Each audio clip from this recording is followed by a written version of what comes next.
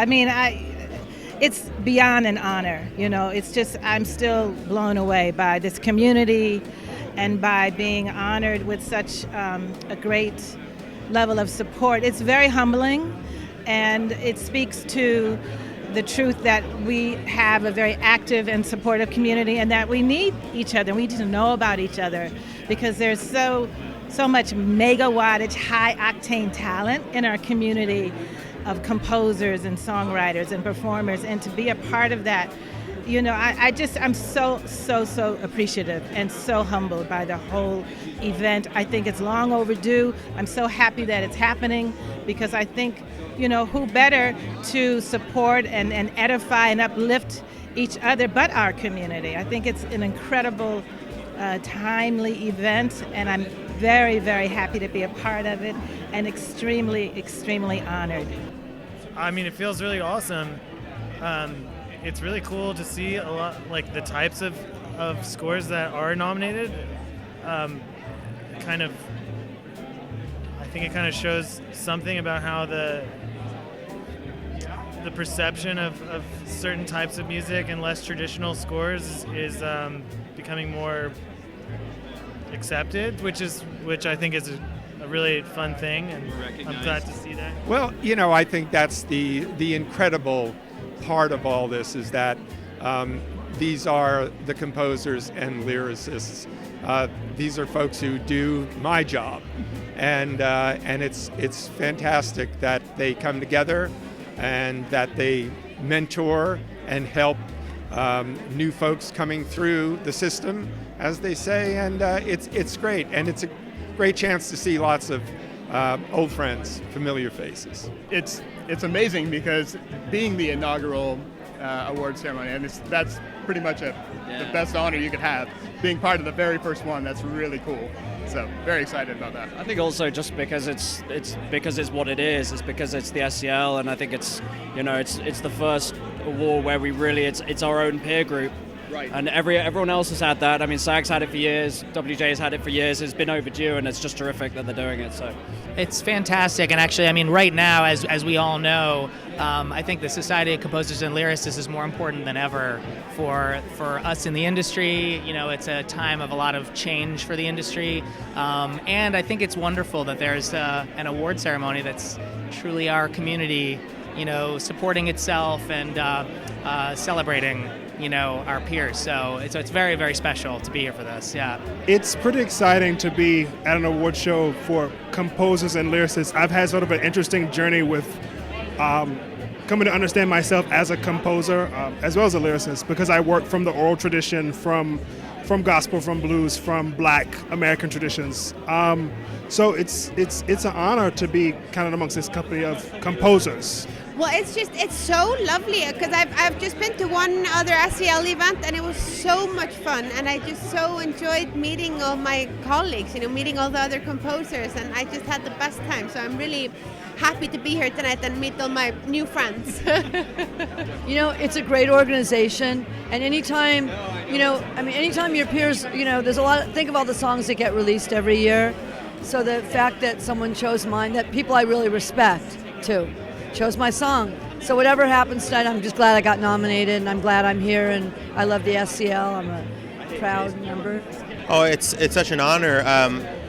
Being a composer, it's a very solitary thing. You sit in this room, and just this past year, I got invited to a Emmys cocktail party, and I got to meet all these people, and all of a sudden I made all these friends for the first time in maybe 4 years that I can, commiserate and complain and ask, for advice. It's been fantastic.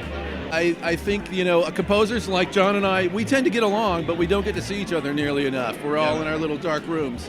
So I really love this organization. I remember when I was a young composer, first moved to town, I went to a lot of the For Your Consideration screenings and loved hearing so many of my colleagues talk. And it's really wonderful that we finally found a night to celebrate each other, and really there's nothing more gratifying than being acknowledged by your peers. So it's really great to be here with people like John, who I admire so much tonight. No, I mean, it's a weird thing because we've always sort of wanted a union, and I've always hoped that SCL would finally become a union. I mean, at the moment, this is a wonderful sort of indulgence for us all, we're enjoying it very much. But I love the idea that it is an organisation that might help us actually kind of have some muscle, because things are changing so much for composers at every range of income. Just it doesn't matter if you're at the top, at the bottom. It doesn't matter. It's all changing. I mean, you work a lot for Netflix. Yeah. That's a complicated issue at the moment. And it doesn't matter kind of what sort of thing you're writing. Income streams are changing, and you need people to sort of start thinking about that. So it's good, and it's also a good way of getting together and getting drunk. I joined the SCL when I was just starting out 23 years ago, and it's a great resource, obviously, for young composers and old composers alike. Opportunity to connect, and to an evening like tonight where you get to honor your peers. It's really special to see that happening. Yeah, we're cracking the seal, so I guess we'll see how it goes. I have no expectations of winning. I'm just happy to be here. Always enjoy SCL events in general, so adding the sparkling fairy dust of an awards is just, I guess, kind of cherry on top of that. It's pretty amazing. I mean, this organization, when I first found out about it, it's so exciting to see how they just connect this community and really offer so much education to the community, and it's really an honor to not only be a part of it, but to be a nominee tonight is pretty special for sure. I can't believe we haven't been doing this for years, but if this is the first one and I'm a nominee, it's something I couldn't have dreamed of if I knew I could dream of it.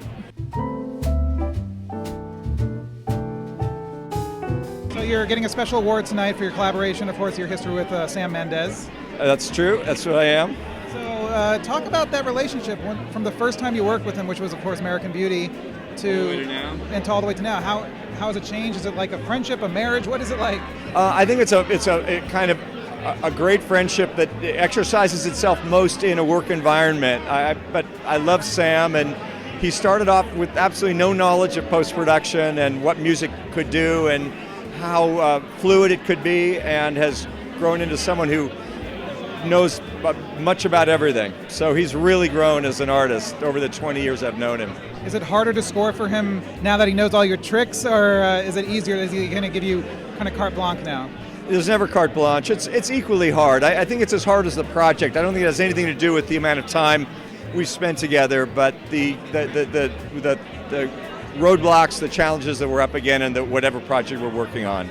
So for 1917, I mean, of course, having that single shot structure that Roger Deakins did, and when you first approached the film, what was where did the first note come from? What was the first thing that kind of got, I know what to do? That kind of sparked your kind of initial idea? I don't think there was an I know what to do ever. It was just start somewhere, like an idea, test it against Sam, test it against myself. How does it work here? And now that you work before it and after it, does it still work as well than when you had it? And just bit by bit, you learn more about what you want. And of course, Sam along the way is yes, no, maybe, and you make progress.